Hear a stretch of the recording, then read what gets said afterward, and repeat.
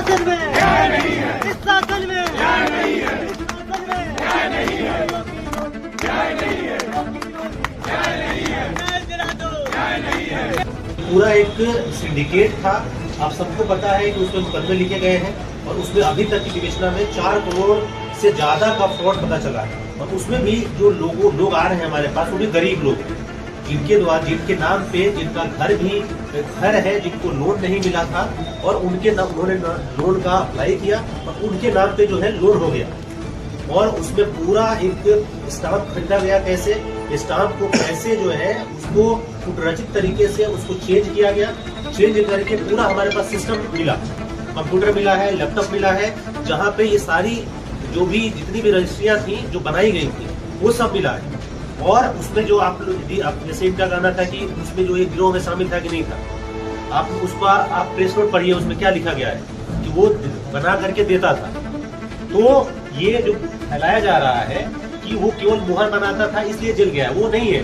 मुहर जो है बनाना जो है बना सकता है, लेकिन यदि आप किसी अधिकारी का बना करके जो बेच रहे हैं और उसके लिए पैसा लिया गया, ऐसा नहीं है कि नॉर्मल मुहर बनाने में कितना रुपया लगता है, 100 रुपया, 50 रुपया, और उसके लिए जो है उसका कम से कम 10 से 15 गुना एक्स्ट्रा पैसा लिया गया।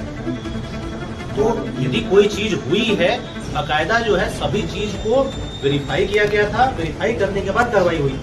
लेकिन यदि आप रोड जाम करेंगे और रोड जाम करके यदि कोई एम्बुलेंस में कोई महिला और कोई व्यक्ति, बुजुर्ग आदमी जो है वो उससे प्रभावित होंगे, तो उसमें तो पुलिस कार्रवाई करेगी ना।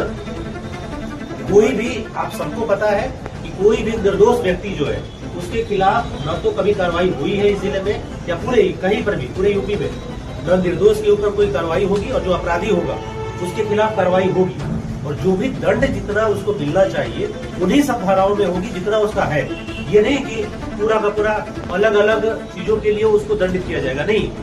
आप सबको पहले से भी आप लोगों को पता है कि हम वही करते हैं, जो सही है वही होगा।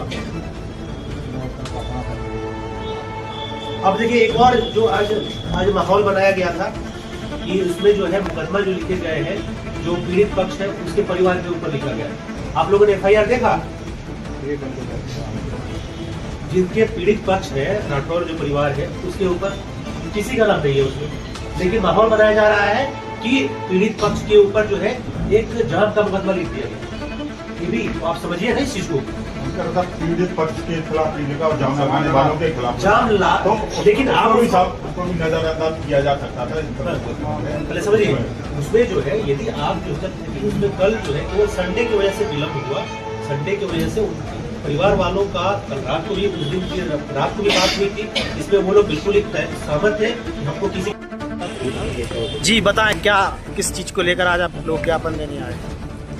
इस भाजपा सरकार में जिस तरीके से ललितपुर जनपद में मानव का हनन हुआ है वो किसी से छिपा हुआ नहीं। एक तो पीड़ित के परिवार में इतनी बड़ी उसका मेन मुखिया चला जाता है, और मेन मुखिया जाने के बाद भी आप देखिए उनके परिवार और जो वहाँ पे लोग अंतिम यात्रा में सम्मिलित होने गए, तो उन पर भी इस योगी सरकार के द्वारा उन लोगों पर मुकदमा लिखा दिए जाते हैं। यह अगर किसी को न्याय दिलाने के लिए अगर यह सरकार मुकदमा लिखती है, तो यह मुकदमा खूब हम लोगों पर एक नहीं 10 लिख दिए जाएं। मैं आप लोगों के द्वारा और योगी सरकार से मैं ये मांग करता हूं कि पीड़ित परिवार के पूरे लोगों के नाम का काट दिए जाए। मैं जिला अध्यक्ष समाजवादी पार्टी नेपाल सिंह को मुख्य आरोपी बनाकर हम पर कई मुकदमे लिखवाने का काम करें, उस परिवार को बचाने का। अभी आप पुलिस अधीक्षक जी से मिले हैं, क्या मुलाकात हुई, क्या आश्वासन दिया? हमारी बात उनसे सिर्फ इतनी हुई है कि जो हम लोगों पर और जो उस लोगों पर पूरे ललितपुर के जनमानस का उस पर लोग उनकी अंतिम यात्रा में सम्मिलित हुए, तो आने वाले समय में लोग अब वहाँ पे अंतिम यात्रा में भी नहीं जाएंगे जब मुकदमे लिख दिए जाएंगे। तो यह हम लोगों ने बताया है कि ये वास्तव में ललितपुर की सबसे निंदनीय घटना है। ये जिन तो लोगों पर मुकदमा लिखे गए ये मुकदमा वापस लिए जाए। यदि पीड़ित परिवार को जो है न्याय नहीं मिलता है तो आगे की रणनीति क्या रहेगी आप लोगों की? हम लोगों ने आपसे कहा है कि पहले तो मेरी मांग यही है कि पीड़ित परिवार के लोगों से के ऊपर जो मुकदमा लिखे गए वो मुकदमा हटा दिए जाए, मेन आरोपी मुझे बना दिया जाए। मैं उसके लिए तैयार हूँ क्या समाजवादी और पार्टी परिवार के लिए और समाज के लिए मैं पूरी ताकत से हमारी समाजवादी पार्टी न्याय के लिए लड़ती रहेगी।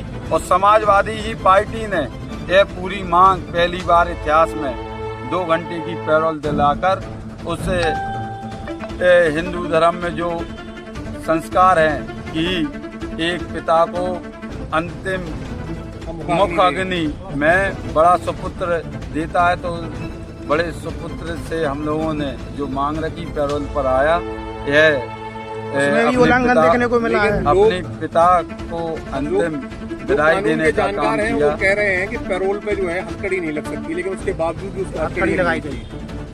अब ये आप खुद जानो कि आप बताओ कि इस सरकार में जब जो सरकार हिंदू पर एकजुटता की बात करती है, कहाँ इनके संस्कार हैं और कहाँ हिंदुत्व है इनका, कि जिस तरीके से एक मानवहीनता की घटना हुई कल, वो वास्तव में निंदनीय है। दीपक जी, कल जो मांग थी जिसमें से जो पुलिसकर्मियों पर आरोप लगाए जा रहे थे, उस पर एसपी से कोई बात हुई, कार्रवाई की कोई बात हुई? हम लोगों ने बात की, उनका आश्वासन क्या था, आप तो ये बताएं। हमने बात की साहब, निर्दोष आदमी एक परिवार पूरा नष्ट हो गया। ये ललितपुर का 8वां परिवार है। जिस तरीके से कुछ लोगों द्वारा पुलिस द्वारा इतना प्रताड़ित किया जाता है, और जिस परिवार जो राठौर समाज का परिवार है वो वास्तव में बहुत सीधा परिवार है। हम लोग उसको 40 साल से जानते हैं। छोटा सा व्यापार है मोहर का, अगर मोहर बनाना अपराध है तो हम लोग भी चाहते हैं कि यह अपराध हम लोगों के ऊपर डाल दिया जाए और हम लोगों को जेल भेजने का काम। क्या भाजपा के सपा के शीर्ष नेतृत्व के पास ये घटना पहुंची है? क्या सपा के शीर्ष नेतृत्व के पास घटना पहुंची है क्या? ये जब उन्हीं के घटना पहुंची तभी तो हम लोग आए हैं यहाँ पर ज्ञापन देने, उन लोगों के जिन लोगों पर मुकदमा लिखा है। राजनीति की उठापटक, पुलिस प्रशासन का हालचाल, सत्ता सरकार बताएगा हर हलके का हाल।